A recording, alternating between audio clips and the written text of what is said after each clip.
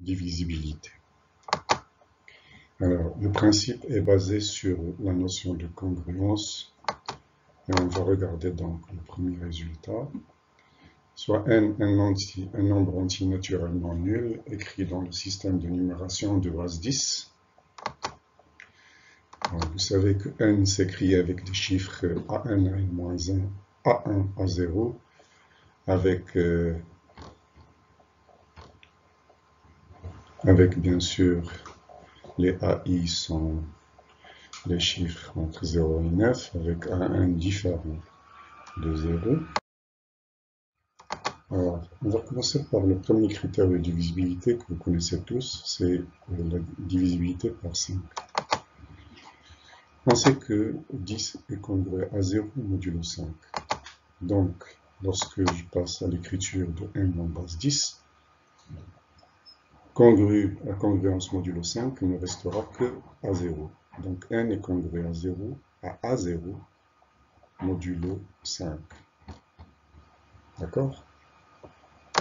Ce qui fait, premier résultat, n est divisible par 5 si et seulement si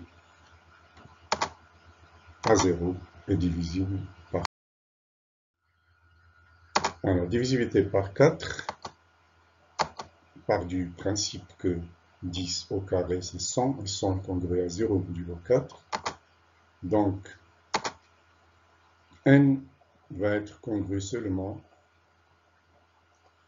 aux deux derniers chiffres A1, A0, bon, disons unité dizaine, modulo 4. Donc, un nombre n est divisible par 4 si et seulement si le nombre formé par les deux derniers chiffres unité dizaine, A1, A0, est divisible par 4. Alors, divisibilité par 3, ça vous connaissez tous, mais c'est basé toujours sur la congruence.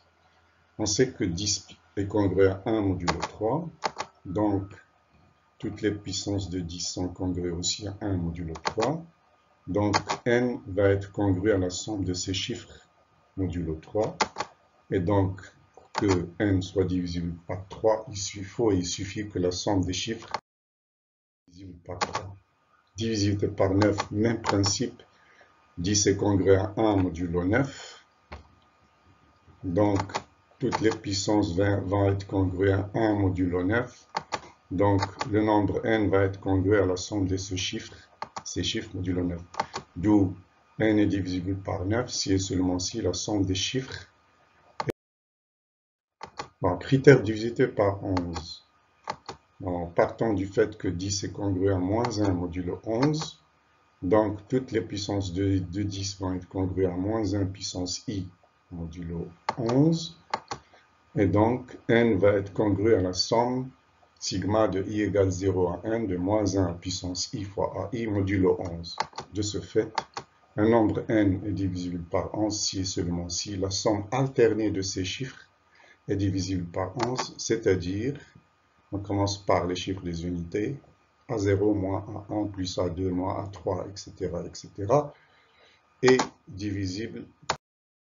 Le dernier critère de divisibilité qui n'est pas obligatoire, c'est je dis facultatif, c'est un critère de divisibilité par 8, mais qui est un peu compliqué.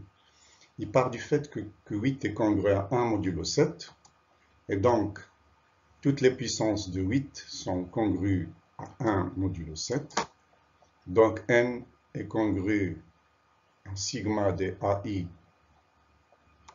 modulo 7, mais à condition de travailler dans la base 8, si les AI sont les chiffres de l'écriture de n dans la base 8. Donc ça veut dire il faut prendre le nombre n, l'écrire en base 8 avec des chiffres A0, A1, etc. jusqu'à n et appliquer donc le critère divisibilité par 7. La somme des chiffres dans le système de base 8 est divisible par 7